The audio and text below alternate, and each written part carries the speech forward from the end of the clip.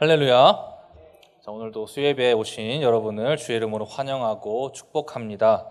자, 오늘은 중보자 예수의 길을 예비하자라는 제목으로 함께 말씀을 나누도록 하겠습니다.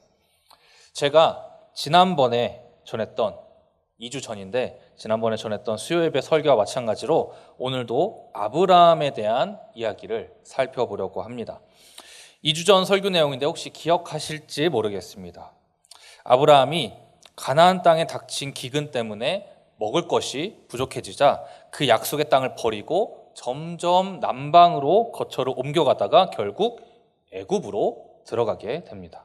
그런데 애굽에 들어간 지 얼마 지나지 않아서 애굽의 바로 왕에게 쫓겨나게 되는데, 쫓겨나게 된 이유가 뭐냐면 아브라함이 자신의 아내 사라를 누이라고 거짓말한 것이 들켰기 때문입니다. 그 거짓말 때문에 사라를 아내로 삼아버린 바로 왕이 하나님께 큰 재앙을 받게 되었고, 이로 인해 화가 난 바로 왕이 아브라함을 쫓아내었던 것입니다. 애굽에서 쫓겨난 아브라함은 자신의 잘못을 깨닫게 됩니다. 즉 하나님을 신뢰하지 못하고 약속의 땅 가나안을 떠난 잘못, 그리고 약속의 자녀를 주신다는 하나님과의 언약을 생각하지 못하고 아내 사라를 누이라고 속인 잘못을 깨달았던 것입니다. 그렇게 잘못을 깨달은 아브라함은 처음 제단을 쌓았던 곳으로 돌아가서 다시 제단을 쌓고 여호와 이름을 부르게 되었습니다. 그렇다면 여러분, 이 이후로 아브라함은 어떻게 살았을까요? 아브라함은 그 이후로 하나님이 주신 가나안 땅을 떠나지 않고 신앙을 잘 유지하면서 살고 있었습니다.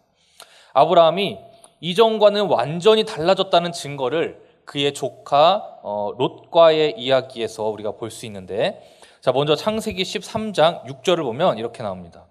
그 땅이 그들이 동거하기에 넉넉하지 못하였으니 이는 그들의 소유가 많아서 동거할 수 없었음이니라. 즉 아브라함과 롯은 원래 같이 한 집에서 살고 있었는데 더 이상 한 집에 살기 어려워졌다는 것입니다.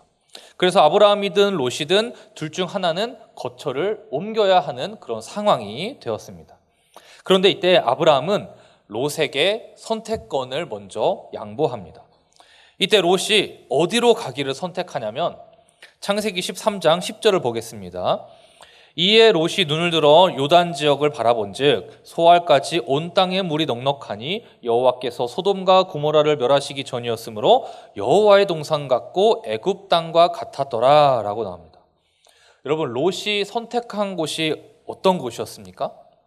마치 여호와의 동산 같은 요단 지역이었습니다. 그런데 그 요단 지역이 여호와의 동산 같고 또 무슨 땅과 같다고 나옵니까? 애굽 땅과 같은 곳이었다고 나옵니다. 롯은 애굽 땅과 같이 마실 물이 넉넉하고 먹을 것도 풍부했던 요단 지역을 선택했던 것입니다. 새로운 거처로 선택했던 것입니다. 여러분, 롯은 이전에 먹을 것을 찾아서 애굽으로 내려갔던 아브라함처럼 먹을 것이 풍부한 요단 지역을 새로운 거처로 선택했습니다. 그 중에서도 소돔과 고모라라고 하는 그 성으로 거처를 옮기게 됩니다. 하지만 한 가지 롯이 간과한 것이 있었습니다. 13장 13절을 보면 소돔 사람은 여호와 앞에 악하며 큰 죄인이었더라 라고 나옵니다. 즉 롯은 소돔과 고모라의 영적 상태가 어떤지 간과했던 것입니다. 이를 통해 우리는 롯이 새로운 거처를 선택할 때 어디에다가 기준을 두었는지 짐작해 볼 수 있습니다. 롯은 신앙적인 것에 기준을 두었던 것이 아니라 오로지 물질적인 것에 기준을 두고 새로운 거처를 결정했던 것입니다. 만약에 롯이 신앙을 기준으로 새 거처를 골랐다면 절대 소돔과 고모라 성을 선택하지 않았을 것입니다.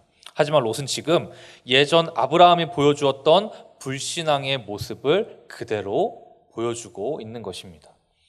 그런데 우리는 여기서 아브라함의 변화를 발견할 수 있습니다. 12절을 보면 아브라함은 가나안 땅에 거주하였고 라고 나옵니다.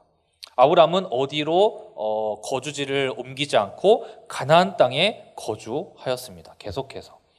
이처럼 아브라함은 이전과 분명히 달라졌습니다. 그는 물질을 따라가는 것이 아니라 하나님이 주신 가나안 땅에 머물기를 선택하면서 하나님과 맺은 언약을 지켜내었습니다. 여러분, 이처럼 우리는 신앙의 초심을 잘 지켜서 물질이나 세상적인 것을 따라가는 것이 아니라 그리스도의 보혈로 맺어진 새 언약을 따라 하나님 안에 머물러야 하는 줄 믿습니다. 그러므로 이 시간 새 언약 가운데 머물며 거룩하게 살아가는 우리 경인교회 모든 성도님들 되시기를 주의 이름으로 축원합니다. 자, 이렇게 초심을 지키면서 잘 살고 있던 아브라함에게 어느 날 하나님께서 충격적인 선언을 하십니다. 그것이 오늘 본문에 나오는 말씀인데 바로 하나님께서 죄악이 가득한 소돔과 고모라를 불로 멸망시키시겠다라고 하신 것이었습니다. 그런데 여러분, 아브라함은 소돔과 고모라에 살고 있지 않았습니다.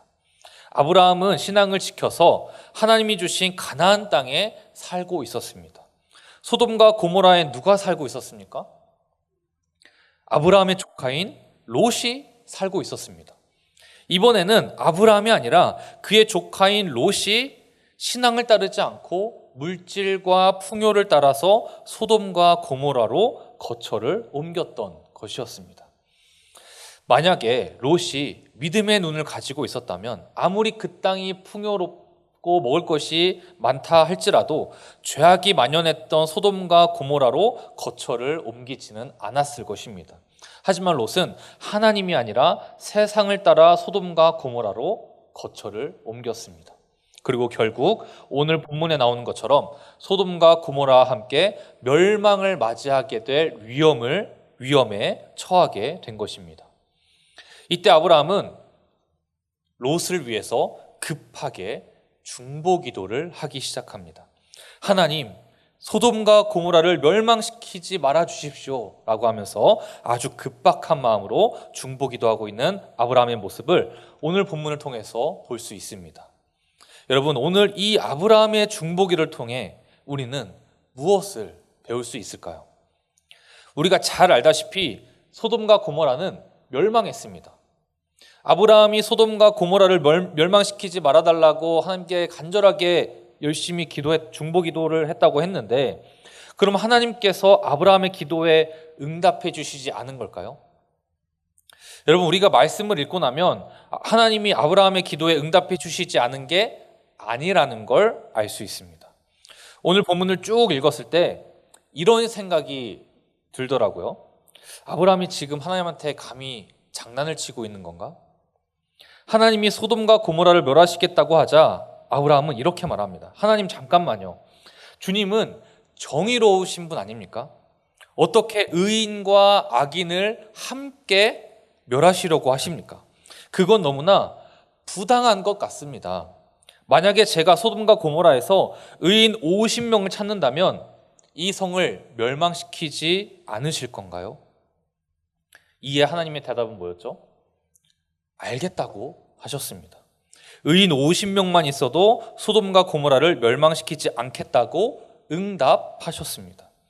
그런데 아브라함은 여기서 기도를 끝낸 것이 아니라 하나님, 제가 50명이라고 하긴 했는데 여기서 5명만 깎아주십시오.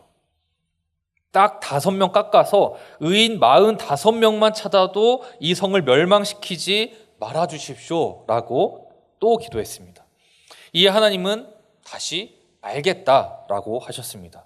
의인 45명만 있어도 소돔과 고모라를 멸망시키지 않겠다고 응답하셨습니다. 여러분, 아브라함이 여기서 기도를 끝냈습니까? 아브라함은 또다시 하나님께 30명으로 깎아달라고 요청합니다. 다음엔 또 20명으로 깎아달라고 하고 마지막에는 10명으로 깎아달라고 했습니다. 50명으로 시작했다가 10명까지 내려간 것입니다. 그런데 하나님은 이 어이없는 과정 동안 한 번도 아브라함에게 너 지금 나랑 장난하냐? 라고 화내시거나 거절하시지 않았습니다. 아브라함의 기도에 그대로 알겠다라고 응답하셨습니다. 여러분, 객관적으로 봤을 때 아브라함은 하나님께 무리한 요구를 막무가내식으로 들어달라고 떼쓰고 있는 것처럼 보입니다. 제가 누군가한테 이런 식으로 부탁받는다고 하면은 저는 아마 짜증을 냈을 겁니다. 지금 나랑 장난하냐고 짜증을 냈을 겁니다. 그런데 하나님은 아브라함의 기도를 한 번도 거절하지 않으셨고 짜증도 내지 않으셨습니다. 아브라함의 기도에 다 알겠다라고 응답하셨습니다. 그렇다면 결국 소돔과 고모라가 멸망하게 된 것은 아브라함의 중보기도가 응답받지 못했기 때문이 아니라 혹은 하나님께서 아브라함의 중보기도에 응답해 주시지 않았기 때문이 아니라 그저 그 큰 도시에 소돔과 고모라 그 큰 성에 겨우 10명의 의인이 없었기 때문에 멸망하게 된 것이라고 밖에는 말할 수 없을 것입니다. 하나님을 핑계댈 수 없다는 것이죠. 하나님이 내 기도 들어주지 않았어 라고 핑계댈 수 없다는 것입니다. 또한 이를 통해 우리는 소돔과 고모라가 얼마나 타락하고 죄악으로 물든 도시였는지 짐작해 볼 수 있을 것입니다. 그런데 그렇게 소돔과 고모라는 하나님한테 불의 심판을 받아서 죄로 변했습니다. 하지만 아브라함의 입장에서 그래도 한편으로 다행이었던 것은 소돔과 고모라 성에 살고 있던 자신의 조카 롯과 롯의 가족들을 하나님께서 구원해 주셨다는 것입니다. 그렇다면 여러분, 롯은 소돔과 고모라 성에 살고 있던 롯은 어떻게 멸망을 피할 수 있었을까요? 여러분, 이때까지 자식이 없었던 아브라함에게 롯은 거의 아들 같은 존재였을 것입니다. 롯의 아버지이자 아브라함의 형제였던 하란이 일찍 죽고 나서부터 아브라함이 롯을 대신 키웠기 때문에 애정이 아주 각별했을 거라는 것이죠. 그래서 하나님이 소돔과 고모라를 멸망시키시겠다고 하셨을 때 아브라함의 가슴은 철렁하고 내려앉았을 것입니다. 이거 어떡하지?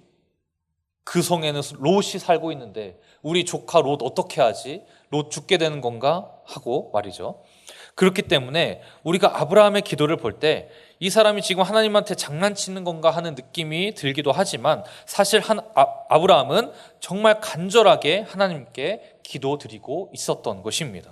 그리고 하나님은 이런 간절한 아브라함의 마음을 다 아셨습니다. 창세기 19장 29절을 보면 이렇게 기록합니다. 함께 읽어보겠습니다. 하나님이 시작. 하나님이 그 지역의 성을 멸하실 때 곧 롯이 거주하는 성을 엎으실 때에 하나님이 아브라함을 생각하사 롯을 그 엎으시는 중에서 내보내셨더라. 아멘. 하나님이 아브라함을 생각하셔서 롯을 멸망 가운데서 건져주셨다라고 성경은 이야기합니다. 롯을 생각하며 간절하게 중보기도했던 아브라함을 보시고 롯과 롯의 가족들만은 소돔과 고모라의 멸망 속에서 구원해 주셨던 것입니다. 또한 베드로후서 2장 6절에서 7절을 보면 롯에 대해서 이렇게 평가하고 있습니다. 소돔과 고모라 성을 멸망하기로 정하여 죄가 되게 하사 후세에 경건하지 아니할 자들에게 본을 삼으셨으며 무법한 자들의 음란한 행실로 말미암아 고통당하는 의로운 롯을 건지셨다 라고 나옵니다. 의로운 롯이다. 의로운 롯. 하나님께서 롯을 구원해 주신 이유를 그가 의로웠기 때문이라고 말하고 있습니다. 그렇다면 여러분이 알고 있는 롯은 정말로 의인이었습니까? 만약에 기독교인들한테 창세기에 나오는 인물들 중에 의인이라고 생각되는 인물이 누구냐고 묻는다면 과연 롯의 이름을 말하는 사람이 몇이나 있을까요? 창세기에서 의인하면은 롯이죠 라고 하는 사람이 있을까요? 저는 아마 없을 거라고 생각합니다. 물론 롯이 막 하나님을 배반하고 우상을 숭배하면서 죄악을 일삼았던 그런 사람은 아니었습니다. 그런데 또 의인이라고 단언하기에는 뭔가 좀 애매한 그런 인물이죠. 하지만 여기서 중요한 건 성경이 롯을 의로운 사람이라고 단언하고 있다는 것입니다.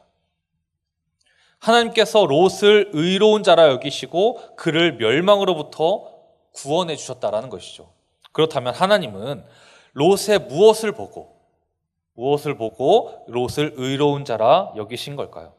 우리가 보기에는 롯을 의인이라고 할 만한 근거가 조금 부족해 보입니다. 여러분, 하나님께서는 아브라함의 중보를 통해서 롯을 의로운 자라 칭해 주신 줄 믿으시기 바랍니다. 롯이 어떤 의로운 말을 해서 또는 의로운 행동을 해서 의인이 된 것이 아니고 롯을 위해 중보하며 기도했던 아브라함의 마음을 하나님이 생각하셔서 그를 의인으로 칭해 주셨다라는 것입니다. 여러분, 우리는 이것을 통해 하나님께서 우리 인간을 구원해 주시는 원리를 생각해 볼 수 있습니다. 그 원리가 무엇인지 알 수 있습니다. 아브라함은 많은 사람이 살고 있던 소돔과 고모라에서 겨우 50명, 그리고 45명, 30명, 20명, 마지막에는 10명의 의인만 있으면 그곳에 사는 모든 사람을 멸망으로부터 구원해달라고 기도했습니다. 예를 들어서 소돔과 고모라 성에 1000명이 살고 있었다면 10명의 의인으로 인해 990명의 죄인이 구원받게 되는 겁니다. 비율적으로 생각했을 때 정말 말도 안 되는 요구죠. 그런데 이 말도 안 되는 아브라함의 기도에 하나님은 전부 긍정으로 응답하셨습니다. 알겠다. 내가 10명을 통해서 990명을 구원해 주겠다라고 응답하셨습니다. 하나님이 아브라함아, 너가 앞만 뒤져봐라. 의인이 10명 나오나. 이런 마음으로 그 기도를 수락하신 게 아니라, 응답하신 게 아니라 정말 그만큼 우리 인간을 사랑하는 마음으로 구원에 대한 가능성을 열어주셨던 것입니다. 제가 오늘 본문 말씀을 묵상하면서 이런 생각이 들었습니다. 아브라함이 딱 한 번만 더 하나님께 물어봤다면 어땠을까? 아브라함은 하나님께 총 6번의 요청을 하는데, 첫 번째 요청은 하나님, 의인과 악인을 함께 멸하시지 말아주십시오 라는 요청이었습니다. 그리고서 의인이 50명만 있으면 뜻을 돌이켜달라고 하는 요청이 두 번째 요청이었습니다. 그 다음에 또 숫자를 줄여가면서 3번째, 4번째, 5번째, 6번째까지 요청하죠. 45명이어도 멸하지 말아주세요. 30명이어도 20명이어도 마지막으로 10명만 있어도 소돔과 고모라를 멸하지 말아주십시오. 이렇게 아브라함은 총 6번 하나님께 요청했습니다. 여러분, 성경에서는 숫자에 상징적인 의미가 담겨 있습니다. 그 중에서 7이라는 숫자는 완전함을 상징하는 숫자를 뜻하죠. 그럼 7에서 하나 적은 6이라는 숫자는 무슨 의미를 담고 있을까요? 6이라는 숫자는 완전함에 이르기 직전이지만 그래서 오히려 불완전함을 상징하는 숫자입니다. 성경 속에서. 그런데 아브라함이 하나님께 몇 번 요청했다고요? 6번 요청했습니다. 7번이 아니라 6번 요청하는 것에서 멈췄습니다. 만약에 아브라함이 한 번만 더 하나님께 7번째 요청을 했다면 뭐라고 했을까요? 아마 이렇게 기도했을 겁니다. 하나님, 의인이 단 한 명만 있어도 소돔과 고모라를 멸하지 말아 주십시오. 이렇게 요청했다면 하나님의 대답은 무엇이었을까요? 말도 안 되는 소리 하지 말라고 하셨을까요? 야, 어떻게 한 명 가지고 999명을 구원해 주냐? 이렇게 하셨을까요? 제 생각은 그렇지 않습니다. 하나님은 분명히 앞에서와 똑같이, 그래, 단 한 명의 의인만 있다면 그 의인으로 인해서 내가 소돔과 고모라를 멸하지 않겠다라고 하셨을 것입니다. 여러분, 우리가 이 말씀을 통해 알 수 있는 건 아브라함의 중보가 하나님의 마음을 감동시켜서 하나님께서 롯과 롯의 가족만큼은 의인으로 삼아주시고 그들을 멸망으로부터 구원해 주셨지만, 한낱 인간에 불과했던 아브라함의 중보는 결국엔 불완전했다는 것입니다. 그렇다면 완전한 중보는 누구에게서 일어날까요? 바로 예수 그리스도에게서 일어나는 줄 믿습니다.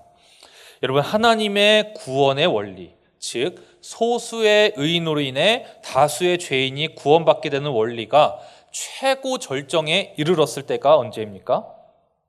바로 예수님 한 분을 통해 온 인류가 구원받게 된 십자가 사건 때의 최고 절정에 이르렀던 것입니다. 예수님께서 십자가에 달린 상태에서 우리를 위해 하나님께 중보기도 하셨습니다. 아버지, 저들을 사하여 주옵소서. 자기들이 하는 것을 알지 못함이니이다.